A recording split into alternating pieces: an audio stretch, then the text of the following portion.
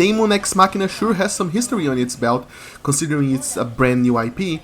It started by being the only new IP announced in the Nintendo Smash Direct, the Nintendo E3 2018 presentation, featuring 25 minutes of just fucking Smash. And I mean, Smash is a big deal, Smash is the biggest deal, Smash Ultimate is a great game, I love it, but holy fuck, it's E3.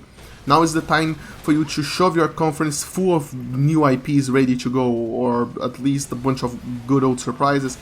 But yeah, as the only truly fresh looking experience announced at E3 2018 from Nintendo, it had more expectations behind it than it would have if it was revealed alongside a number of other fresh games.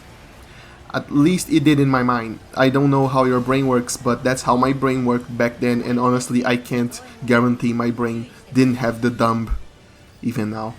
It was followed by an spectacularly fun but also kind of broken, it had a few issues, a beta, that they used to listen to fans with a survey and refine the final product, which is something more AAA games should do, even if this isn't necessarily AAA.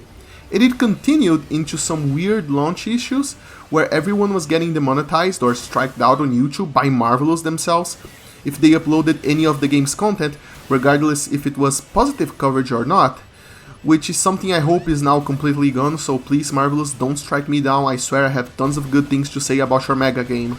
The next point in its history, of course, is the surprising jump from Nintendo Switch exclusive to the ultimate platform, the Virtual Boy. What do you mean the Virtual Boy isn't the ultimate? Oh, of course, I mean the personal computer, yes. Thus expanding their audience and allowing a lot of people that couldn't before to get their hands on the delicious, beautifully cel-shaded world of giant robots blowing shit up. And put beautiful on that, because Daemon Ex Machina is one of the most stylish games out there, opting to have their characters rendered in the most anime as fuck way possible, and their world to be rendered in every single bright color palette that the human eyeball can possibly perceive. When I first saw how bright the game was on the first announcement trailer, I was excited because of its cel-shaded aesthetic, which I prefer to realism any day of the week, but worried because at times it seemed like it could be almost too bright and garish. Combine that with the clearly abundance of post-apocalyptic deserts, and it's enough to get you sweating bullets just looking at it. Fortunately, the colors in the end product are not an eyesore at all, retaining vibrant colors but never going too overboard with it, and the deserts are far from the only location you get to visit. You also get to finding lush jungles, snow-covered fields, industrial districts filled with metal buildings, and also a sea covered in structures that resemble oil drilling facilities, except that place is used only once and never again in any other mission for absolutely no reason. Why, devs? It was such a cool looking place. Accompanying the beautiful environments are the equally beautiful giant robots, because what is the worth of a mecha game if the mechs don't look cool? You'll get to pilot a giant robot and you have to build it piece by piece, each piece you change affecting not only the stats but also how it looks. And you also get to fight all sorts of enemies, from tanks to flying drones and of course other giant robots as well, all with their own cool looking designs. Though you could be forgiven for not being able to appreciate them given how chaotic the battlefield can get. At least it gets chaotic from a large number of very cool visual effects that range from laser shots to missile with bright blue trails and of course explosions. And they don't just look good, they also act as very cool visual indicators to help you plot your next course of action in the blink of an eye. Seeing bright blue trails is an obvious sign that there are guided missiles coming to you. And explosions take the form of perfect circles, showing the very clear boundaries of their damage zone, as well as using different colors to indicate the different types of damage the explosion is causing.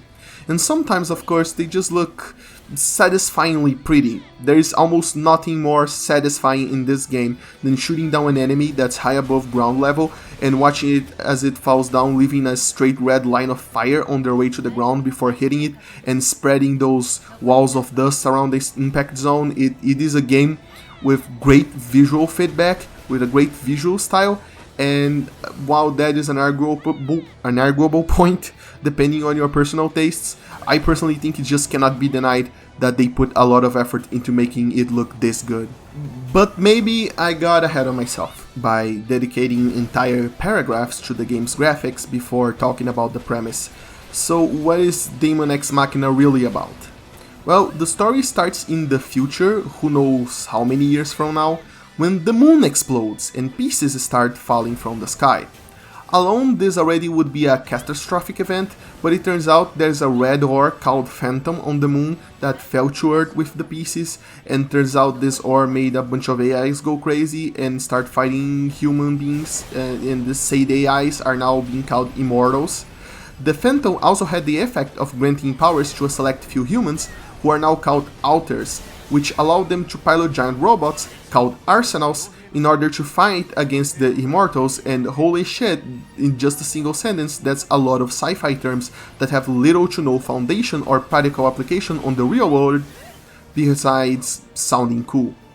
We truly are playing an anime mecha game. Don't worry though, it's not like you're going to have to remember all of that, since, well, to be honest, the story of the game doesn't matter since it's shit. Okay, sorry for being too rude and blunt, but it's still just shit. It's just shit. The game starts with you building a character on a character creator before throwing you in front of a terminal and teaching you how to select the mission. It isn't long before you learn that you are a mercenary, and all Arsenal pilots are also mercenaries, each belonging to a different mercenary company. And from that point onward, you are just bombarded with terminology you don't know, given by a shitload of different characters that after little, besides an initial few lines of introduction, that each belong to a different shitload of companies. And now it all just started blending together in my brain until I couldn't figure out who the fuck was who talking about and who they were following orders from. Granted, by the end of the game I had things mostly figured out, but by then it was almost over anyway, so what was the point? That is the question really, or at least part of the many questions that kept circling around my brain regarding the game writing. Really, what was the point of shoving in so many characters in a 15-hour game, which gave most of them little to no chance of character development? Hell, you see so little of some characters, they don't even get a chance to have a flat character arc.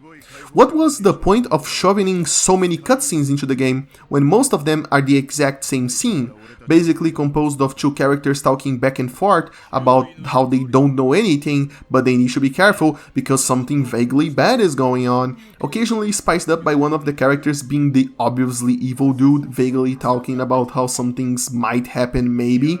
No, really. What was the point of all that when in the end you simply wait until the final chapter for the big bad to invite you to an abandoned building, and then they deliver an exposition dump on what the plot was actually about? What was the point of that? What was the point of foreshadowing a big reveal in just a few words on some pilot's random profiles, only to explode it dramatically on the player's face as the end of a chapter, and then make it matter so little that it actually has zero consequence on the actual plot of the game? What was the point of that? And what was the point of the consortiums, big government-like business that fight over different resources on different sections of the world, and that are the ones that give out your missions? They contribute nothing to the plot. Their ideologies are all mixed up and confusing, since you never get enough information on what their business plans looks like beyond a few short messages from them, which some even sound so similar you wonder what is the difference from them, and the messages themselves confuse me further, since every individual consortium acted as if their entire structure was just an individual, as if they were a character. You didn't talk with a representative of the consortium, you just talked with the logo of sorts of the consortium itself. And yet the messages all sound too personal to be just professional emails from some of the most powerful entities on the planet. Almost as if the developers just couldn't find the time or space within the game to properly develop its world and characters, as in you probably would receive different emails from different people that belong to the same consortium with different goals within the same framework, but that doesn't happen. Each consortium is like a person. The game acts as if they're a person, as if the entire thing moves with a single mind, which is incredibly weird. The questions about what were the myriad points of the different writing decisions that took place during the development of this game will haunt me for years, but if I had to bet on something at gunpoint, I would bet they just felt that the game was too epic to not deliver a classical, high-stakes, high-philosophy mecha story like the greats of anime usually attempt to deliver, filled with emotional lines backed by epic, tearful orchestral arrangements. But ultimately, it just got too ambitious for them to actually deliver on what they wanted. A sad tale, if it's true, if I got it right, since the rest of the game is pretty good, including the aforementioned soundtrack. It's pretty cool, and it delivers some sick beats to explode robots to, as well as sad symphonies during moments of grief and sacrifice. And I just wish the sound was mixed better, since it's just too damn low and some changes on the settings might be needed before you even realize what sounds you are shooting robots to. But enough about that, let's get to the interesting part, the meat of the game, and arguably the best part, the rooting, tooting, robot shooting gameplay. You build an arsenal from different parts, starting with a complete one that is made from the most generic standard ones. The mission structure is the classic Monster Hunter formula. You start on your base, you pick a mission, and if it's a side mission you can hire some mercenaries to help you. If it's not, you have to deal with what the game handles you, and then off you go to complete your objectives on a limited space to move around before coming back to base. All of this time thankfully without Monhan's usual time limits. Piloting the actual robot feels fantastic. You can approach enemies from the ground or fly into the sky for a more high ground approach. While changing between flying and rolling around on your leg wheels takes some time when you touch the ground, which leaves you vulnerable, I often found rolling through the ground was faster than flying and thus had its own niche in terms of combat. Plus, going to the ground makes most of the enemies also touch down in order to get closer to you, which means that walking around can also help with those enemies that are just too damn fast to aim at when flying around. And the advantage of flying around is being able to tackle anything at any angle and dodging attacks on any direction. Both modes have their tactical advantages and disadvantages, and that's pretty cool in terms of adding variety to the very basis of the basic gameplay loop of shooting robots. But let's talk about the actually important stuff, the very real mech feel that the game gives off, partially achieved by controller vibrations, which are one of the most important but often overlooked by some critics and people in general really, aspect of any game where you deal with heavy machinery like, let's say, giant robots. When you fire off your basic assault rifle, you already get a light vibration, but firing missiles and of course getting hit by missiles gives off bigger vibrations, thus creating these layers of tactile feedback that really helps on building the mood and atmosphere of the game. Also helped by the fact that even the fastest arsenals still act and behave like you'd expect giant crazy robots to move and control like, with a slight stiffness on control and animations, but not too much. Not enough to negatively affect the gameplay, just enough to be noticeable that you are piloting an actual machine and not just a normal character made of metal. Though that honestly also depends on the part you equip, since the heavily defensive ones will obviously be slower and clunkier, but the fast ones will allow you to zoom around pretty fast, with both the flying speed and the ground speed being calculated based on separate parts that you can choose to use, which means you can actually get a fast flying arsenal that is slow on the ground, and also the opposite depending on the specific parts you chose to use when building your robot, which also adds a personal flavor that makes you feel like the arsenal you build is your own handiwork right down to the very basic gameplay level. This is all in service, of course, of immersion and that really real mech feel. But now, unfortunately, we have to get back to things actual human beings care about, which is, the actual shooting, which is done with the arsenal of weapons that you can bring on each mission, with you having the capacity of bringing 4 different weapons that comes from a variety of categories, plus an extra shoulder weapon and even a little support bonus that isn't a weapon, but fuck it, you get it, so let me mention it here anyway. The weapons come from a large variety of categories, like I just said 10 seconds ago, from assault rifles to machine guns to laser cannons and of course swords. They each have their niche and are built to please different kinds of players, to take different kinds of approaches, though some of them are so specifically niche it's hard to think of a general use for them at all. Such is the price you pay for variety. Some stuff is bound to just be straight up wonky. And some people think that this applies to the melee combat in this game, but honestly I had no problems finding the niche of the swords, and I mostly carried one with me because A, it uses no ammo and running out of ammo on the longer story missions is a real problem, so carrying them always guarantees a way to fight back, and B, it just looks and feels cool, okay? There's even a button mashing QTE that plays off whenever 2 arsenals attack each other with swords at the same time, and if that ain't the hypest shit, then I don't know what is. Capping off the gameplay is the thing that happens behind the scenes, which is the actual preparation for each battle. And Daemon X Machina decided to keep these things simple yet interesting enough to warrant some tinkering, just not the sheer number crunching Excel sheet tier work other games might have you put in.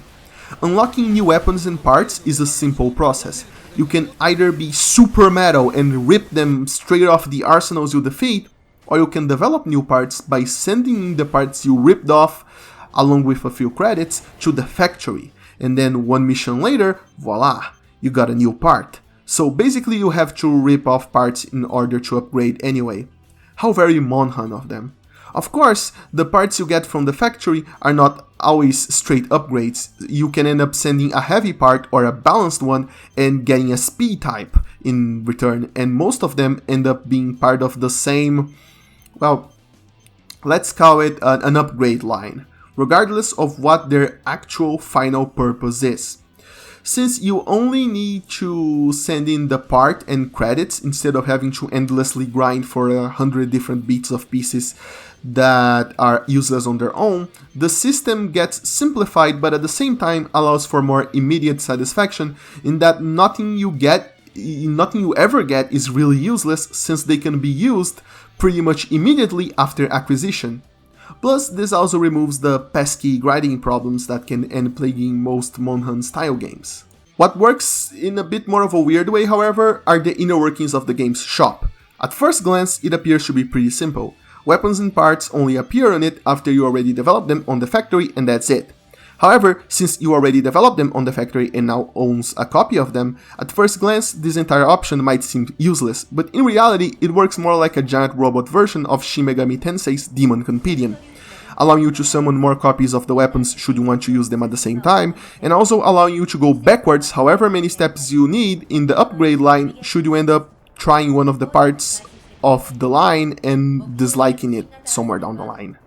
However, only weapons you developed on the factory yourself are available for sale, which does not include the weapons you actually ripped off from the enemies, meaning essentially you can't backtrack all the way to the starting point of wherever you started on the upgrade line, meaning it's actually a reverse Demon Campion of sorts, which is weird since it means your first step is always in the dark, and should you regret your first upgrade, you can't do anything but keep going forward down the line, hoping to find something more your style. Of course, you can always just go back and try to rip off the same part again, but that's easier said than done, since the enemies that have the best parts usually just show up in random order at the end of side missions, and even when they show up and you find out which enemy can potentially drop what you want, there is no guarantee they will drop it this time.